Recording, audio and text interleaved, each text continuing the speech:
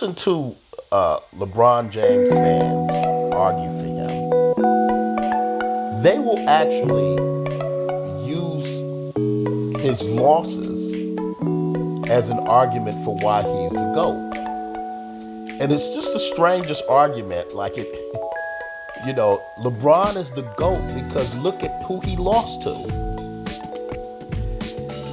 And, they will say something like, well, God, look at how talented the Warriors were. It took Kevin Durant joining a 73-win team to beat LeBron. Completely forgetting the notion that you should win your games, no matter what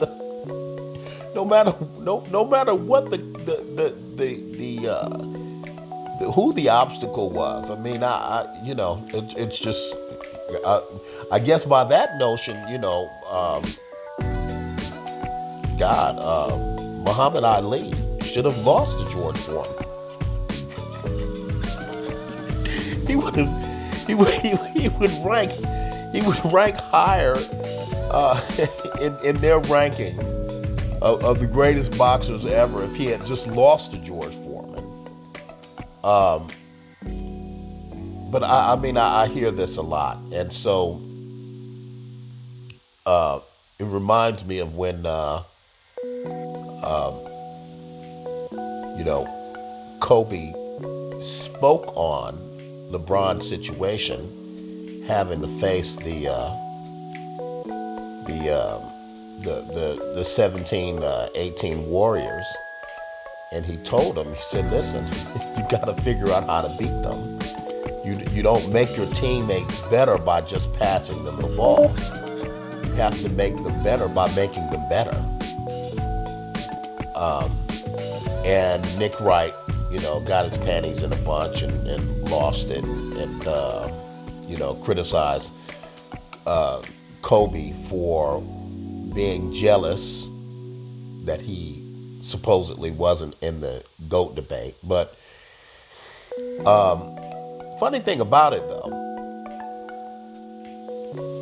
when you look at the 2010 Boston Celtics team that Kobe beat, by any objective measure, that was certainly one of the two most talented teams in NBA history. And I would argue the most talented team in NBA history. Now, I can't say it was the best team because, of course, they lost. And I can't really say that it would have been the best team because they only won 52 games.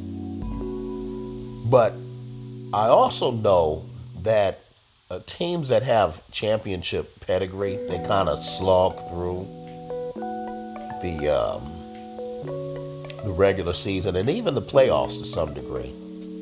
And you don't really see how good they are until you get to the finals. But on paper, the 2010 Celtics are the most talented collection of talent, certainly since the 60s Celtics.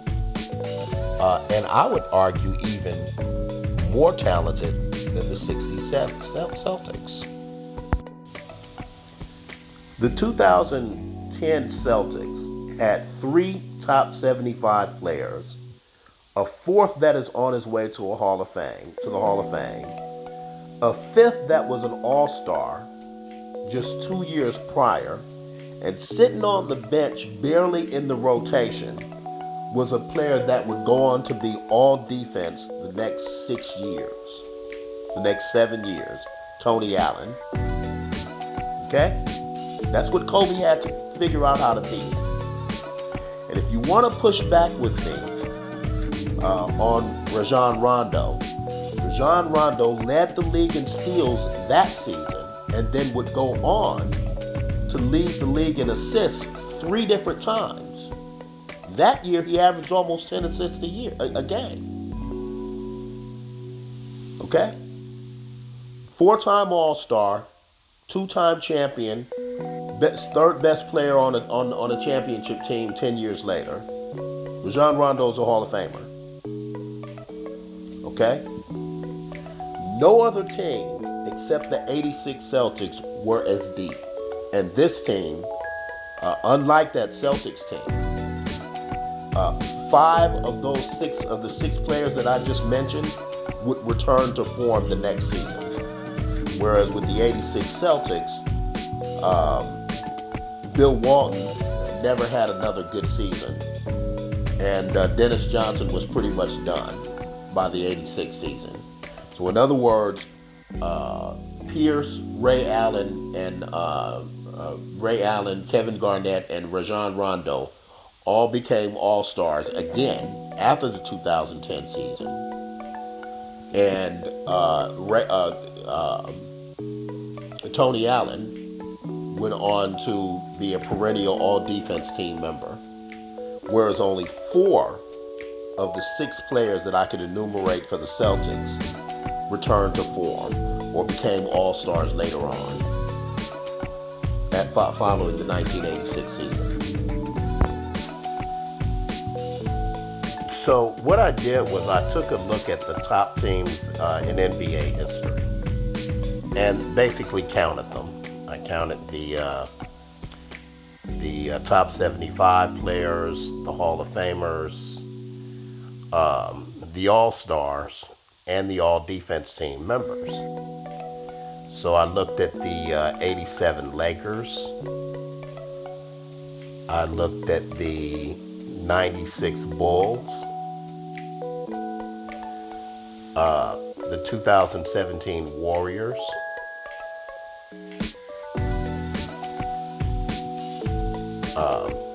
I also looked at Kobe's 2010 team, as well as the Shaq and Kobe 2001 team. I took a look at the '83 Bulls,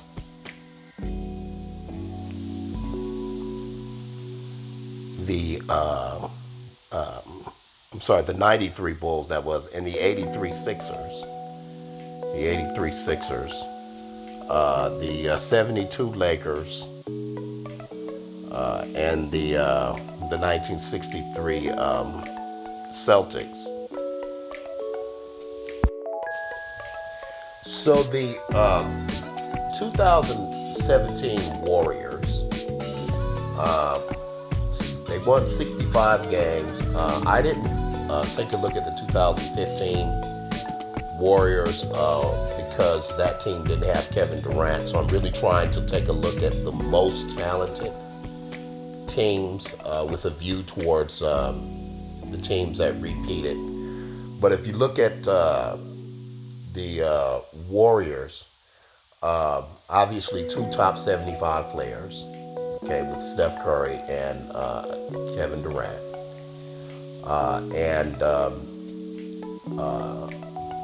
I felt pretty strongly that both Klay Thompson and Draymond Green were Hall of Famers, but not top 75 players. Okay. Then I looked at the '93 Bulls. Michael Jordan and Scottie Pippen, obviously top 75 players, with Horace Grant and B.J. Armstrong being All-Stars but not Hall of Famers. The '96 Bulls had three top 75 players: Michael Jordan, Scottie Pippen, and Dennis Rodman. Tony Kukoc was a Hall of Famer. He didn't have a Hall of Fame NBA career, but he was a Hall of Fame, did have a Hall of Fame international career, and was a hell of a player. So that team, obviously, generally regarded as the greatest team ever. 72 wins. But if you'll see, that team went four players deep. And like I said, we know that Michael Jordan, Scottie Pippen, and all three of these players were all defense. But I only ranked the players according to their highest ranking. So if they were top 75, I didn't include them in all defense if they were.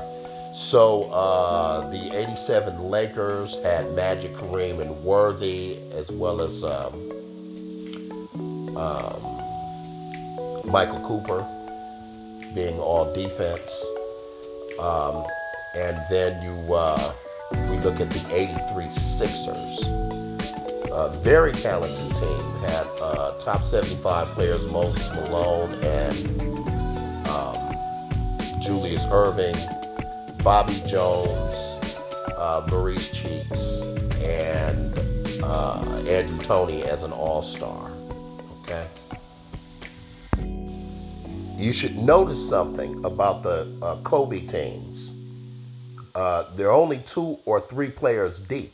The 2010 Lakers, Kobe is the only top 75 player. Pau Gasol, the Hall of Famer, and Metta World Peace was all defense. And then the 2000 Lakers, just Shaq and Kobe. Just Shaq and Kobe. So then I have the 72 Lakers, Jerry West and Wilt Chamberlain as top 75 players, Gail Goodrich as a Hall of Famer. And that's about it. Okay. Then we take a look at the 63 Celtics. It is my contention that only the top 5 of these players were actually Hall of Famers. I think Sanders, Casey Jones, and Frank Graham. I don't think either of those players even made the All-Star team. And so if you just take a look at the top 5 players, I think they do compare. Well, the 2010 Celtics, 1 through 6, I think they compare favorably. Now, I want you to notice something. Every other team that I reviewed here goes 4, 5, 6 players deep. The 2001 Lakers, only 2 players, Shaq and Kobe. The 2010 Lakers, only 3 players, and I could have chosen the 2009 Lakers, which Metta World Peace wasn't a part of. Okay? 2010 Lakers, only 1 top 75 player. And this team almost three-peated. Remember, both Bulls teams had 4 players. So this is why I say Kobe is the greatest component to a championship team. He needed the least in order to win a championship and multiple championships.